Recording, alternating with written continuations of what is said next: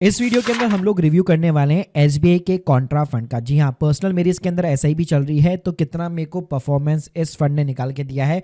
Portfolio review करने वाला हूँ, कौन कौन से इसके अंदर स्टॉक है, क्या प्रो है, क्या कौन से। इसको हम लोग कंपैरिजन भी करेंगे वैल्यू फंड्स के साथ में, क्योंकि इस साल वैल्यू फंड ने कॉन्ट्रा के कंपेयर में ज़्यादा रिटर्न्स निकाल के दिए, तो दोनों के बीच में डिफरेंस क्या होता है। प्लस 2025 के अंदर कॉन्ट्रा फंड जो है एसआईपी आप उसके अंदर अपनी कंटिन्यू कर सकते हो, नहीं कर सकते, या फ्रेश इन्वेस्टमेंट लगा सकते हो, नहीं लगा सकते।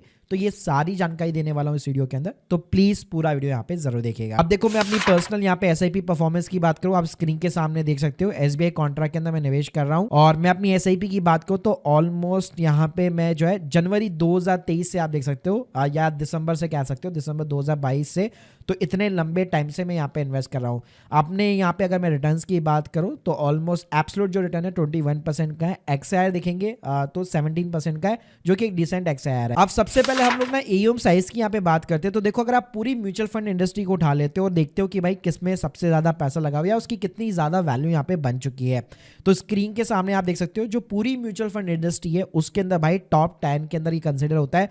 42,000 करोड़ से भी ज्यादा का पैसा इसके अंदर लग चुका है। अब भाई बात करते हैं इसकी क्रिजल रैंक की। जी हाँ, तो देखो क्रिजल ने भाई इसको थोड़ा सा यहाँ पे डीवैल्यूड कर दिया है। अगर आप देखोगे मार्च 2024 के अंदर इसको 5 स्टार की यहाँ पे रेटिंग दे रखी थी, और भी मार्च 2025 के अंदर इन्होंने अपनी रेटिंग जो है यहाँ पे डाउनग्रेड कर दी है, 5 स्टार से 4 स्टार की कर दी है। वैसे तो दिसंबर में ही यहाँ पे ऑलमोस्ट सितंबर में ही कर दी थी, लेकिन स्टिल यहाँ पे आप कह सकते हो कि 4 स्टार की rating is a decent rating. बाकी गाइस अगर मैं यहाँ पे रिटर्न्स की बात करूँ, 1 साल के अंदर एनुअलाइज रिटर्न देख सकते हो आप 6% का है, 2 साल के अंदर 25 है, 3 साल के अंदर सीएजीआर आपका 23% का है, 5 साल के अंदर 36% का है, 10 साल के अंदर 16% का है। प्लस अगर आप विद इन द कैटेगरी देखेंगे तो हमेशा ये फर्स्ट या सेकंड नंबर पे रहेगा। और इंटरेस्टिंग बात ये भी है कि कॉन्ट्रा कैटेगरी के अंदर ना ज्यादा फंड नहीं है, केवल 3 ही म्यूचुअल फंड्स आपको केवल जो है देखने को मिलते हैं। इसके साथ में देखो अगर मैं एसआईपी की परफॉर्मेंस की बात करूं तो इस साल भाई नेगेटिव के अंदर इसने एब्सोल्यूट जो है रिटर्न यहाँ पे निकाल के दिया है, लेकिन अगर आप 5 साल का सीएजीआर देखते हैं बेसिकली, तो उस केस में 25% का निकल के आता है और 10 साल का 20% का निकल के आता है। अब देखो किसी भी फंड का ना मेन एम होता है कि उसका जो है बेंचमार्क है फंड मैनेजर एटलीस्ट उसको तो बीट कर पाए। तो यहाँ पे आप देख सकते हो 1 साल के अंदर 6.04% का रिटर्न निकाल के दिया है, जबकि इसका जो बेंचमार्क है बीएसई 500 ट्राई करके उसने 7.38 का निकाल के दिया है। मतलब हल्का सा कम रिटर्न है। बाकी 2 साल 3 साल और 5 साल के कंपैरिजन में करते हो हमेशा आपने इसने बेंचमार्क को बीट किया है। इसके अलावा भाई हम लोग ना हमेशा सीएजीआर देखते हैं, लेकिन आपको ईयरली वाइज भी रिटर्न देखने चाहिए कि कब ज्यादा ये नेगेटिव के अंदर गया है। तो स्क्रीन के सामने आप देख सकते हो 2018 के अंदर तो ये वाले जो कॉन्ट्रा फंड थे ना बिल्कुल क्रैश कर गए थे।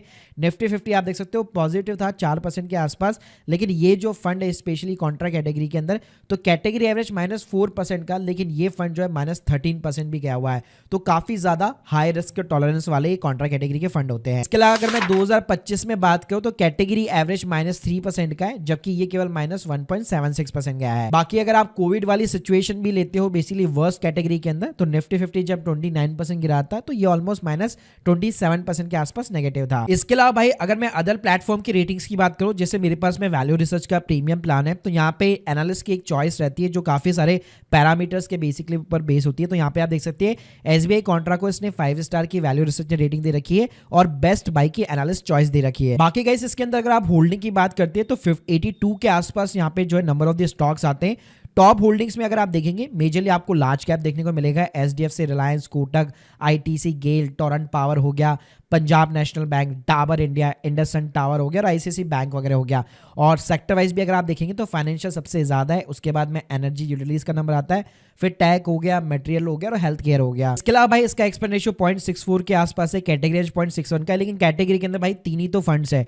इसके अलावा अगर आप इसका रिस्क रेशियो वगैरह देखते तो स्टैंडर्ड डिविएशन बीटा आपको हमेशा 1 के नीचे देखने को मिलेगा, यानी जितना आप रिस्क उठा रहे हैं उतना ही आपको यहाँ पे रिटर्न्स जो है एडजस्टेड जो रिटर्न्स होते हैं वो आपको देखने को मिल जाते हैं। तो देखो पूरी कॉन्ट्रा कैटेगरी के अंदर मैं बात करूं तो इसमें एसबीआई, कोटक इंडिया और इन्वेस्को इंडिया यहाँ पे बेसिकली शामिल है, लेकिन इस साल पूरी कैटेगरी के अंदर जो बेटर रिटर्न्स यहाँ पे कमा के दिए वो ऑब्वियसली यहाँ पे इन्वेस्को इंडिया ने दिया। अगर आप देखेंगे 1 साल का रिटर्न 13% का है और 1 साल का यहाँ पे अगर आप देखेंगे 5 से 6% का है।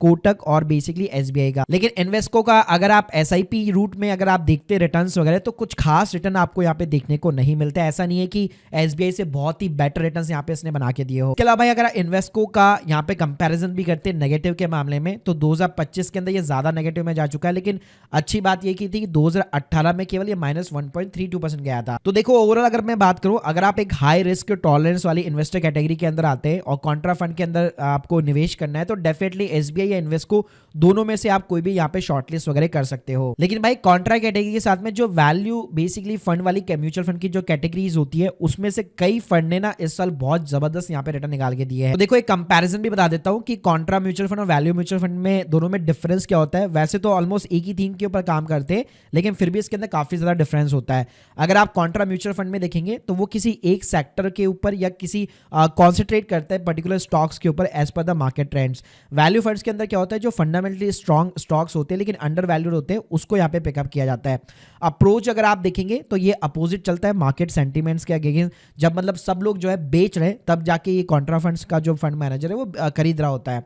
वहीं पे अगर आप वैल्यू म्यूचुअल फंड्स के अंदर बात करेंगे तो वहां पे करंट प्राइस वर्सेस इंटरेस्टिंग जो वैल्यू होती है स्टॉक्स की उसके ऊपर ये चीजें डिपेंड करती है। फिर स्टॉक का जो सिलेक्शन भी देखिएगा, अगर आप देखिएगा तो बैड सेंटीमेंट या नेगलेक्ट के कारण होता है और यहाँ पे जो है फंडामेंटल्स को चेक किया जाता है, पी रेशियो वगैरह को चेक किया जाता है। प्लस अगर मैं वॉलेटिलिटी की बात करूँ तो ऑब्वियसली बात है कॉन्ट्रा के अंदर आपको ज्यादा हायर वॉलेटिलिटी देखने को मिलती है, इसके अंदर थोड़ी सी मॉडरेट है। रिस्क लेवल भी अगर आप देखेंगे इसमें मीडियम टू हाई रहता है, इसके अंदर काफी ज्यादा हाई रहता है। और इसके अंदर अगर आप देखते हो तो ICICI prudential value discovery fund जो है काफी अच्छा निकल करके आया है। अगर आप लोग चाहते हैं कि इसके ऊपर मैं एक सेपरेट वीडियो बनाऊं, इसके अंदर भी मेरी एसआईपी चल रही है, क्या परफॉर्मेंस निकाल के दिया है, क्या पैरामीटर्स है, तो कमेंट बॉक्स के अंदर जरूर बताइएगा। Thank you guys, thank you very much.